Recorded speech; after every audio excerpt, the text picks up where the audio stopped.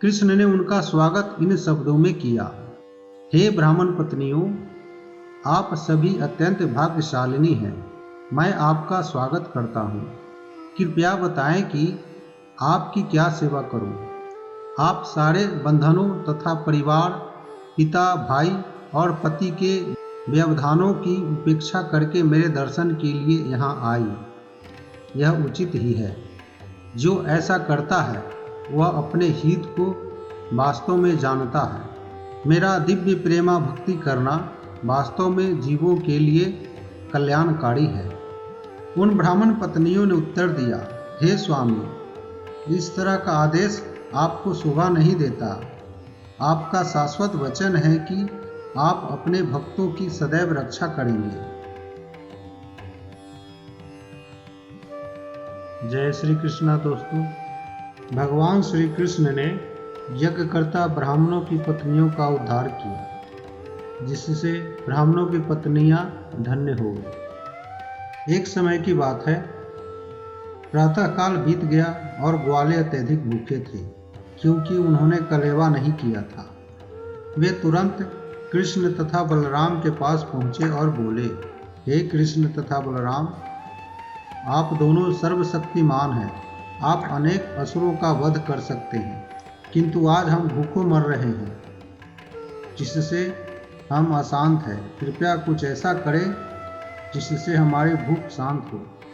अपने मित्रों की ऐसी प्रार्थना सुनकर भगवान कृष्ण तथा बलराम ने तुरंत यज्ञ में तत्पर ब्राह्मणों की पत्नियों पर दया दिखलाई। ये ब्राह्मण पत्नियां अर्थात ब्राह्मणियां भगवान की परम भक्त थी, अतः कृष्ण को उन्हें आशीर्वाद देने का अवसर प्राप्त हुआ।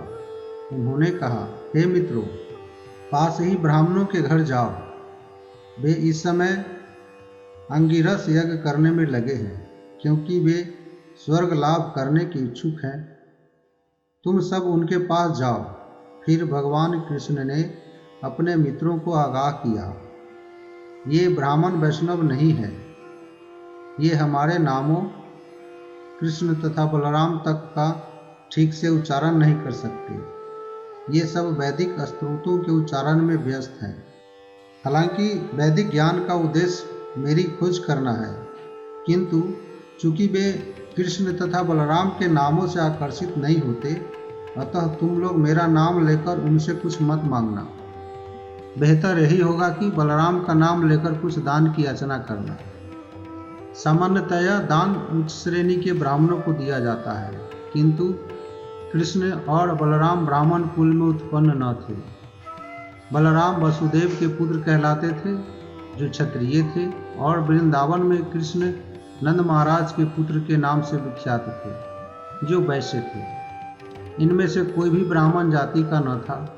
इसलिए श्री कृष्ण का विचार था कि यज्ञ करने में व्यस्त ब्राह्मण किसी क्षत्रिय तथा वैश्य को भिक्षा देने की परवाह नहीं करेंगे। लेकिन वे बोले, फिर भी यदि तुम लोग बलराम का नाम लोगे तो वे मेरी तुलना में क्षत्रिय होने के नाते उन्हें दान दे सकते हो, क्योंकि मैं तो वैश्य हूँ। भगवान से आज्ञा पाकर सारे बालक ब्राह्मणों के पास गए और कुछ भिक्षा मांगने लगे। वे उनके पास हाथ जोड़कर पहुँचे और उन्हें दंडवत प्रणाम करके बोले, हे भूसुरों, कृपया हमारी बात सुनो।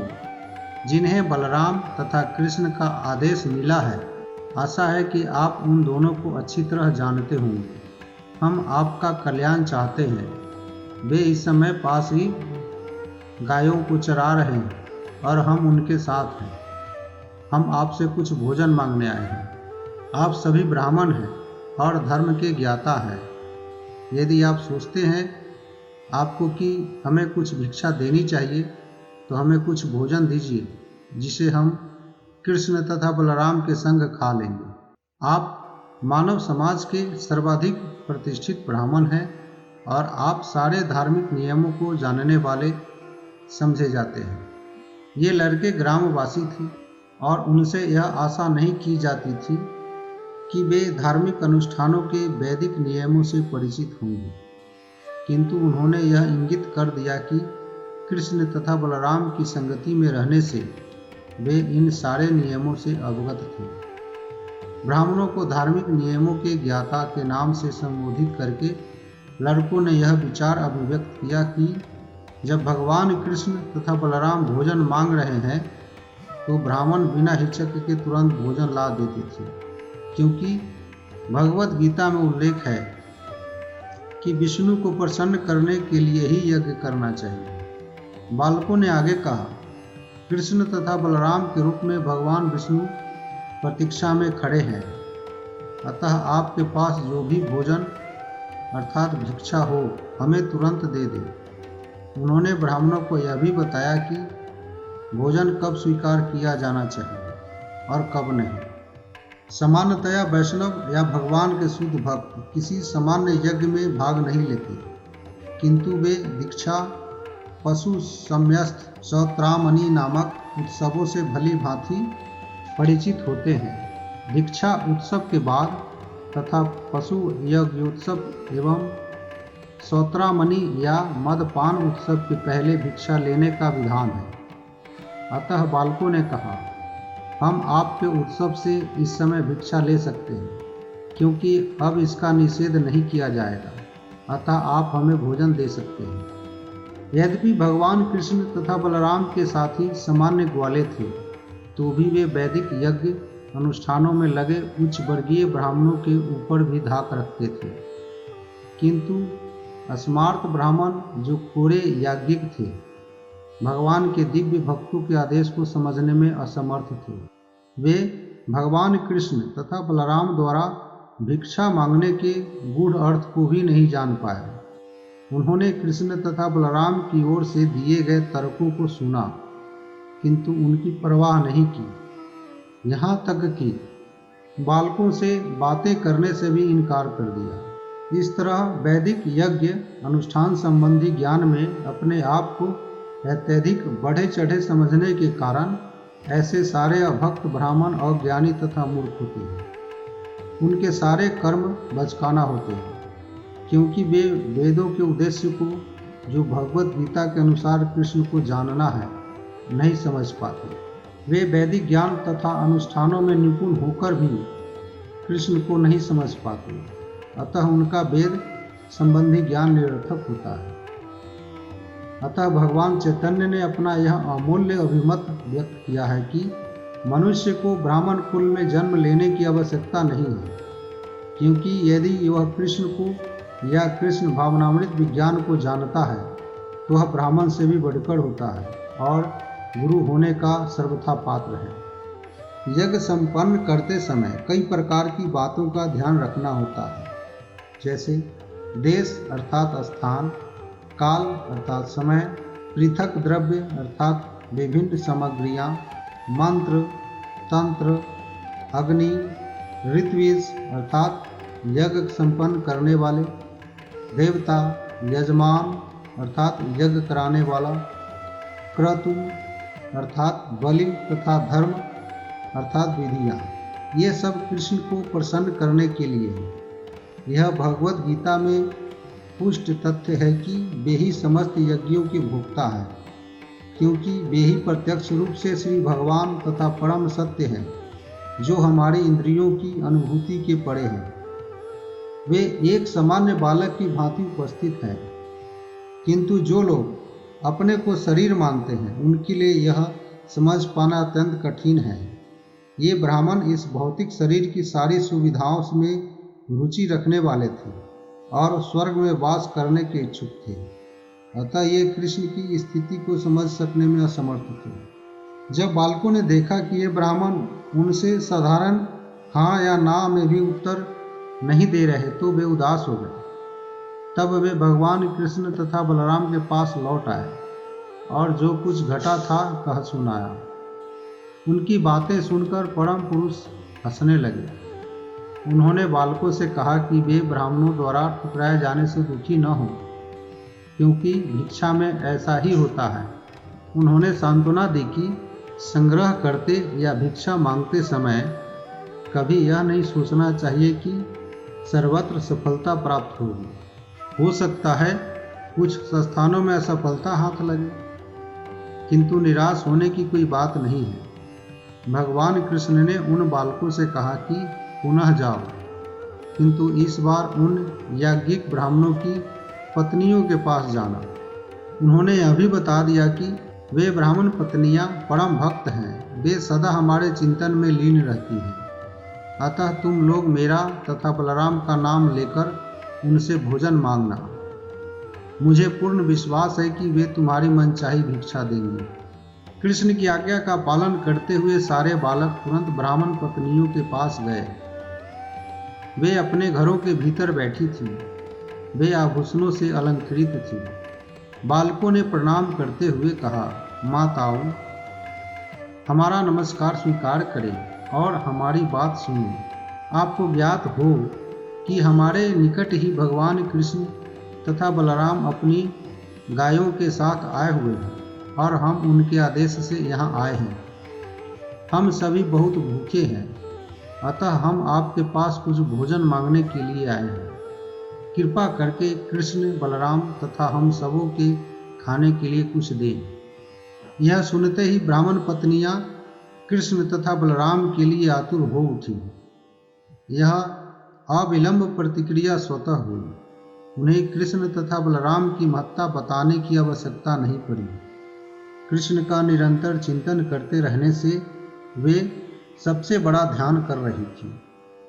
अतः सारी ब्राह्मण पत्नियां विभिन्न पात्रों में उत्तम से उत्तम व्यंजन भरने में लग गए।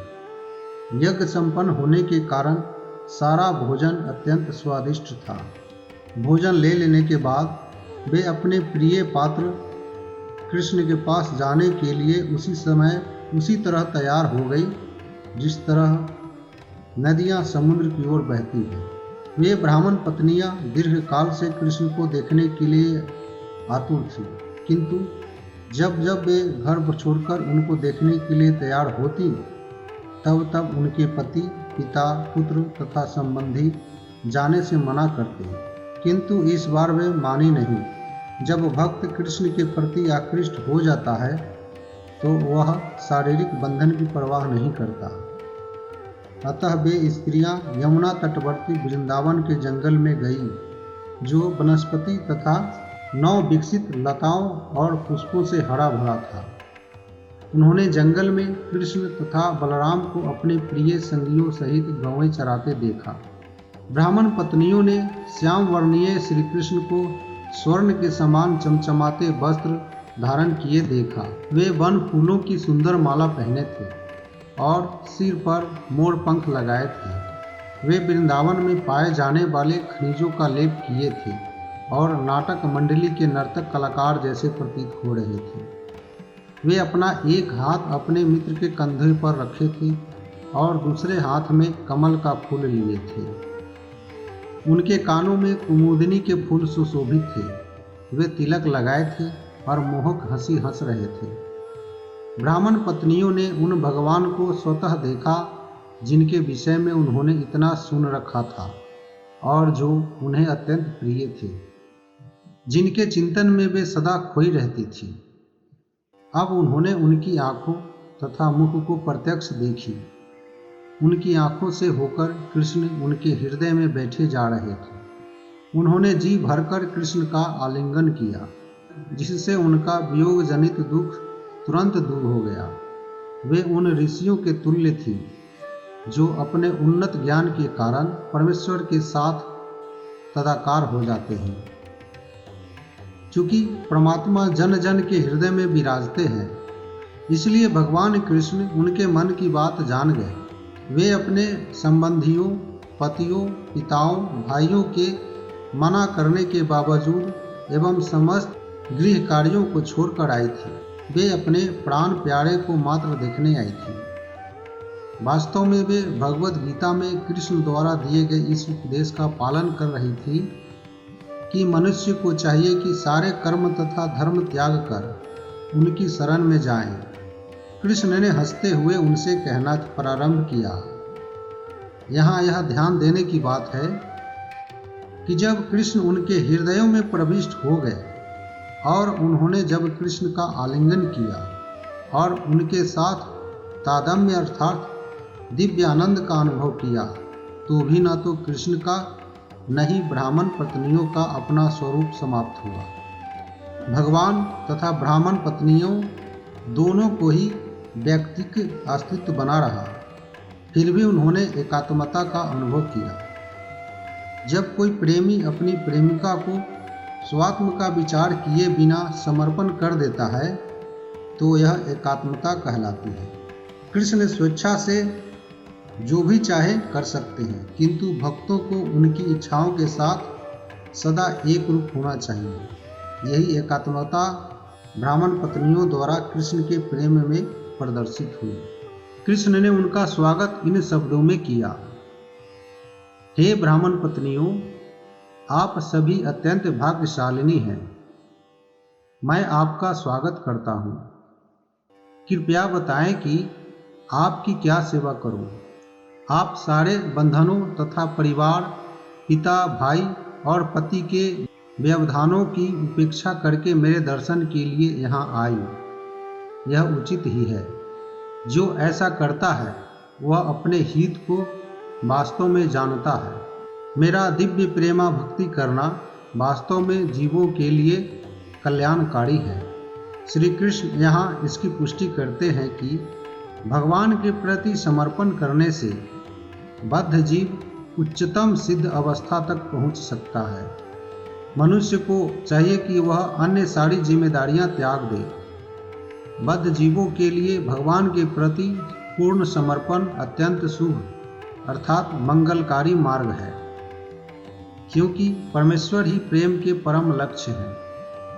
अंततः हर कोई कृष्ण को अपने ज्ञान के विकास के अनुसार प्यार करता है। जब अपने वह यह ज्ञान जान लेता है कि वह स्वयं आत्मा है और आत्मा परमेश्वर का एक अंश ही है, वह परमेश्वर को प्रेम के चरम लक्ष्य के रूप में पहचान लेता है और उनकी शरण ग्रहण कर लेता है।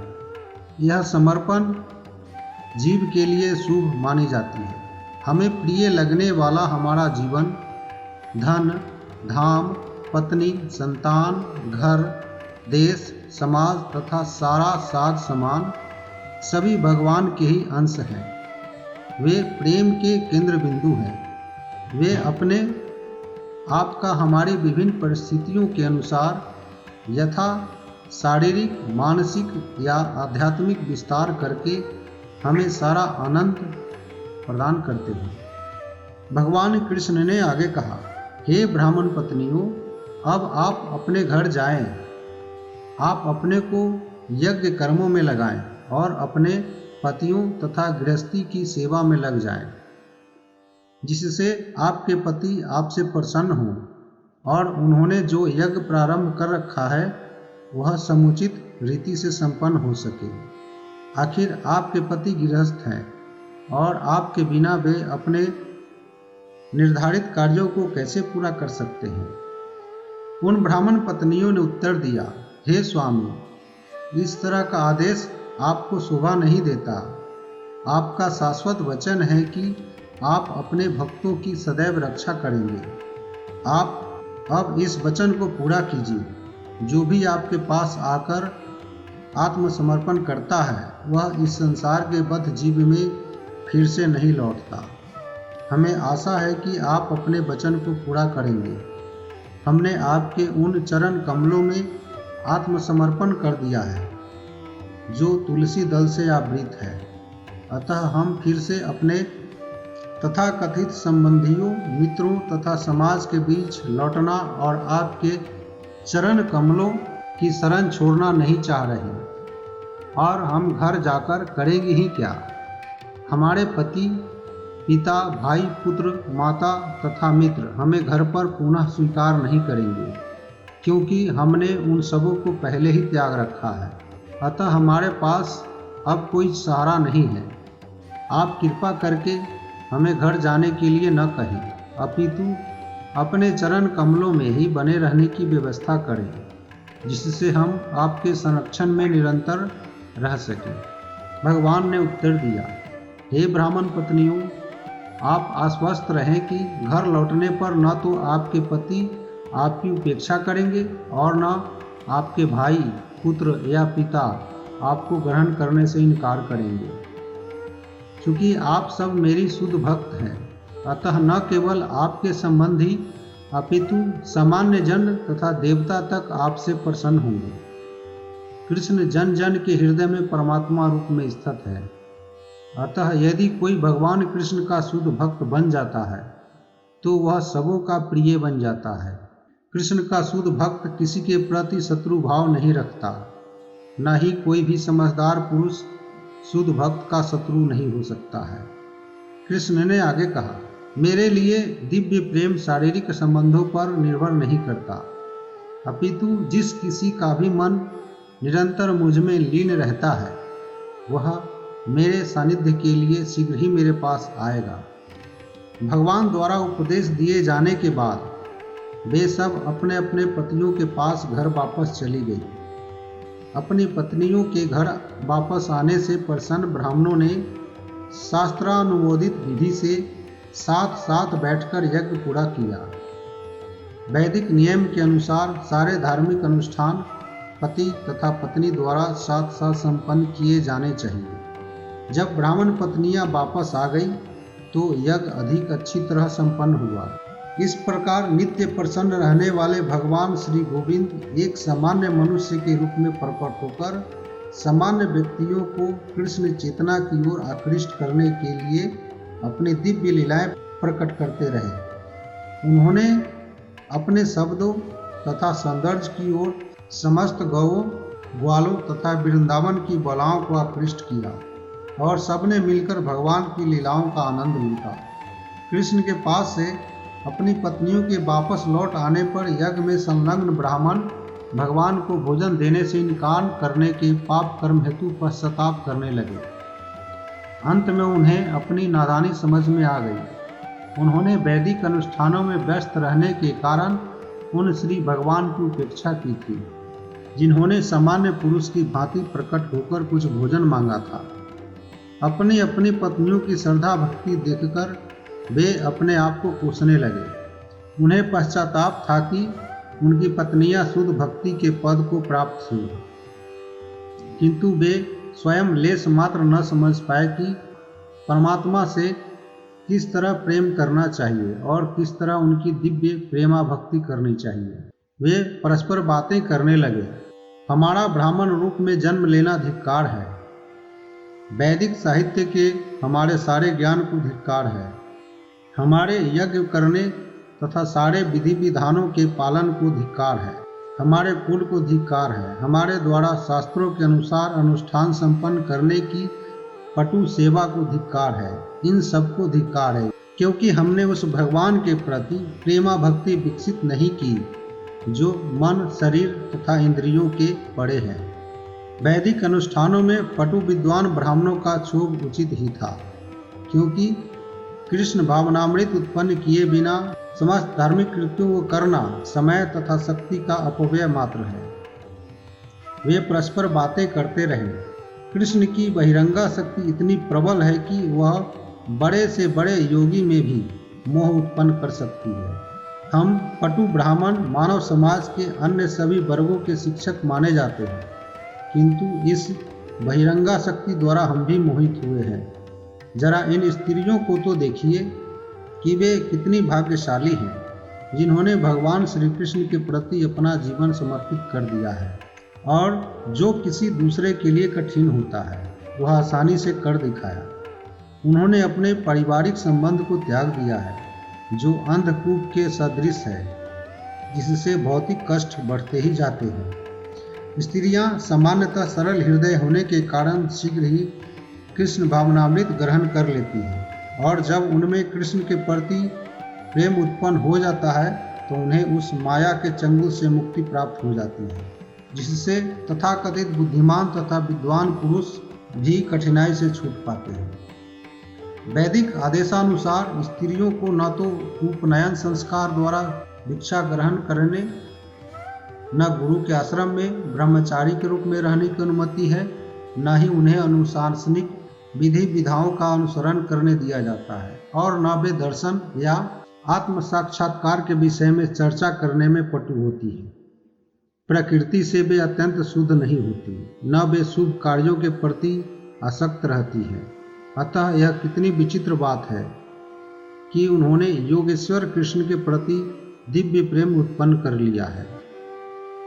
उन्होंने कृष्ण के प्रति दृढ़ श्रद्धा तथा भक्ति में हम सबको पछाड़ दिया है।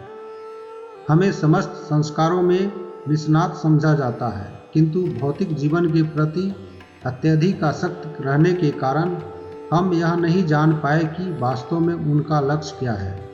क्योंकि हम भौतिक जीवन के प्रति अत्यधिक आसक्त हैं।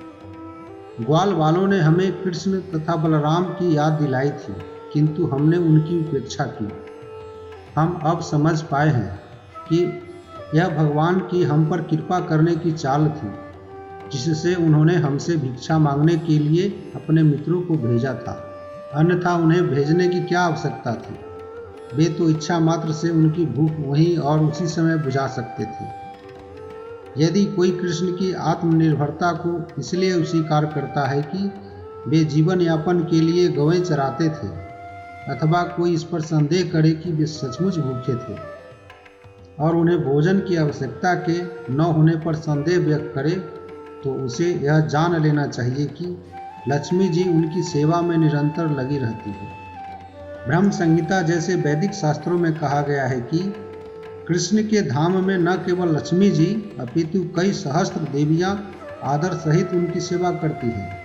अतः यह सोचना पूरा भ्रम होगा कि कृष्ण ने ब्राह्मणों से भोजन की भिक्षा मांगी। यह तो उनकी शिक्षा, उनकी लीला थी कि वे ब्राह्मण अनुष्ठानों में लगने की बजाय उनकी शुद्ध भक्ति को किस तरह स्वीकार करें। वैदिक यज्ञ आदि की सामग्री, उपयुक्त स्थान, उपयुक्त समय, अनुष्ठान करने के विविध पात्र, वैदिक स्तुतियाँ, ऋत्विज, अग्नि, देवता, यजमान तथा धर्म, ये सब कृष्ण को समझने के लिए है, क्योंकि कृष्ण श्री भगवान हैं। वे परमेश्वर विष्णु हैं और समस्त योगियों के स्वामी योगेश्वर हैं। ब्राह्मणों ने कहा, चूंकि वे यदुकुल में बालक रूप में प्रकट हुए हैं, अतः हम अज्ञातवश यह नहीं समझ पाए कि वे भगवान हैं। किंतु साथ ही हमें गर्व है कि हमें इतनी महान पत्नियां मिली हैं कि वे हमारे कठोर विरोध की श्रृंखलाओं से न बंधकर भगवान के प्रति शुद्ध भक्ति भाव उत्पन्न कर सकी है। अतः हम भगवान के चरण कमलों को सादर नमस्कार करते हैं, जिनकी माया के अधीन हम सकाम कर्मों में लगे हुए हैं। हम भगवान से प्रार्थना करते हैं कि वे हमें क्षमा करें, क्योंकि हम उनकी बहिरंगा शक्ति से मोहित हैं। हमने उनकी दिव्य महिमा जाने बिना उनकी आज्ञा का उल्लंघन किया है। ब्राह्मणों ने अपने पापों का प्रायश्चित किया।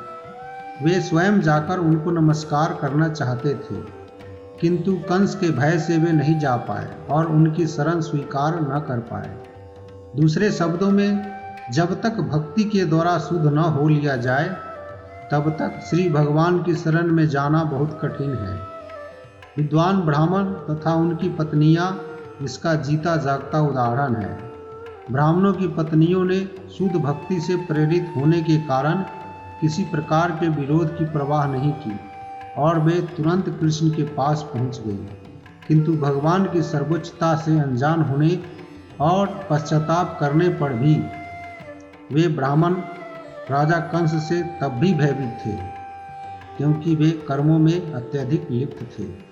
तो दोस्तों, लीला पुरुषोत्तम भगवान श्री कृष्ण के अंतर्गत यज्ञकर्ता ब्राह्मणों की पत्नियों का उद्धार नामक 30वां अध्याय यहीं पूर्ण हुआ। राधे राधे। जय श्री कृष्ण।